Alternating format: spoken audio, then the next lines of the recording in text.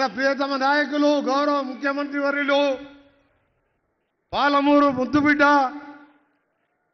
ప్రజారాజ్యం ఇందిరమ్మ రాజ్యం కోసం ఆహర్నిశలు కృషి చేస్తున్న మన ప్రియతమ నాయకులు గౌరవనీయులు రేవంత్ రెడ్డి గారికి, మీ ప్రియతమ శాసనసభ్యులు మంత్రివర్యులు శ్రీహరి గారికి, ఇన్ఛార్జ్ మినిస్టర్ జామన్న గారికి, వేదిక ఉన్న మా సహచర ఎమ్మెల్యేలకు, వేదిక మీద నాయకులకు, అక్కలకు, చెల్లెళ్లకు అందరికీ కూడా చేతులెత్తి నమస్కరిస్తూ ఈరోజు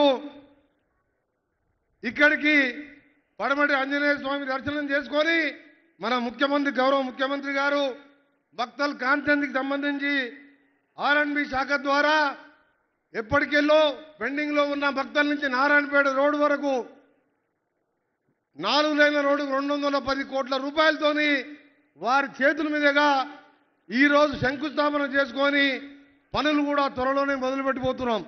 దాంతోపాటు జూరాల డ్యామ్ని సేఫ్టీని దృష్టిలో పెట్టుకొని కృష్ణానది మీద ఆర్ఎండ్బి శాఖ ఆధ్వర్యంలో 122 కోట్లతోని ఇలా ఆర్ఎండ్బి శాఖ టెండర్లు కూడా పిలిచి 10-15 రోజులలో పనులు కూడా ప్రారంభించి ఆత్మకూరులో నారాయణపేట, వనపర్తి, గద్వాల్లోని జూరియల్, ఆత్మకూరు, కొత్తపల్లి మండలాలకు రవాణా సౌకర్యం మెరుగుపడుతుంది.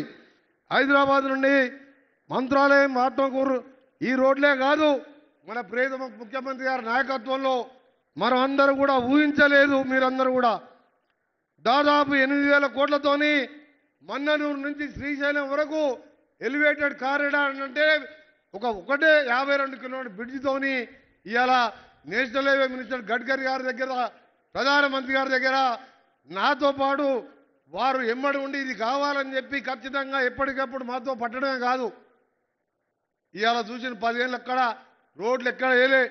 ఇవాళ గ్రామాలకు వెళ్ళి మండల కేంద్రాలకు వెళ్ళి జిల్లాల కేంద్రాలకు దాదాపు 20,000 కోట్లతోని హ్యామ్ పద్ధతిలో టెండర్లు పిలుచుకొని ఇవాళ అన్ని కూడా డబల్ రోడ్ ఏడుస్తున్నాం. ఒక ఆర్ఎండ్బి శాఖతోన 11,399 కోట్లతో ఎప్పుడు చరిత్రలో లేదు, తెలంగాణ చరిత్ర కాదు, భారతదేశంలో ఇలాంటి రోడ్లు ఎక్కడ లేవని ఒక 2.5 సంవత్సరాల్లో అందరూ కూడా అనుకునే విధంగా ఆ టెండర్ల కార్యక్రమం చేస్తున్నాం.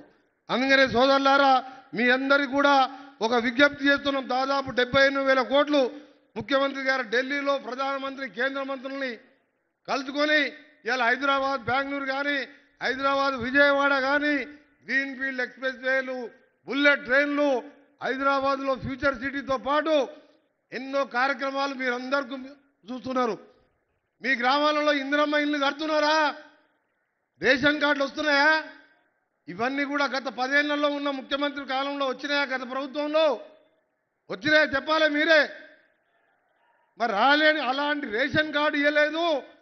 రేషన్ కార్డు మీద సన్న బియ్యం ఇవ్వాలంటే కనీస ఇంగిత జ్ఞానం లేని ఆ ప్రభుత్వం, ప్రజాప్రభుత్వం నడిపిస్తున్న రేవంత్ రెడ్డి గారి నాయకత్వంలో మంత్రులతోని, శాసనసభ్యులతోని ఎప్పటికప్పుడు పర్యవేక్షిస్తూ అప్పుల బారి నిండా 7 లక్షల అప్పుతో మనకు అప్పచెప్తే ఇన్ని సంక్షేమ కార్యక్రమాలు చేస్తున్న ఈ ఇందిరమ్మ రాజ్యాన్ని మీ అందరూ కూడా మంచి సర్పంచులని, కాంగ్రెస్ పార్టీ బలపరిచిన సర్పంచులని గెలిపించుకున్నట్టయితే ఇక్కడున్న మీ మంత్రి గారు, ఎమ్మెల్యే గారికి అండగా ఉన్నాడే కాదు, ఇంకా కూడా ఎక్కువ నిధులు తీసుకొచ్చి ఈ 3 ఏళ్ళే కాదు, ఇంకా వచ్చే 5 ఏళ్ళు కూడా కాంగ్రెస్ పార్టీ ప్రభుత్వంలో ఉంటుంది. ఎక్కడ కూడా మీకు అనుమానం అవసరం లేదు, ఏమాత్రం అనుమానం లేదు.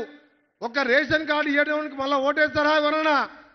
అందుకనే సోదరులారా, మీ అందరూ కూడా చెప్తున్నాం, ఈరోజు మన సోనియా గాంధీ పుణ్యారు వచ్చిన తెలంగాణ, ఈ పాలమూరు బిడ్డ తెలంగాణ ఇక్కడ ముఖ్యమంత్రి కావడం, ఇలా కూలీల జిల్లాలతో పాటు ఈ వచ్చే కాలంలో హైదరాబాద్ తర్వాత మహబూబ్ నగర్, నల్గొండ జిల్లా కూడా పారిశ్రామికంగా ఎంతో అభివృద్ధి కాబోతున్నదని చెప్పి తెలియజేసుకుంటూ మరొకసారి మీ శాసనసభ్యులు గారు, మీ మంత్రి గారికి అండగా ఉండి 90% సర్పంచులు గెలిపించి మీరు గ్రామాలను అభివృద్ధి చేసుకోవాలని కోరుకుంటూ సెలవు తీసుకుంటున్నా. జై హింద్, జై తెలంగాణ.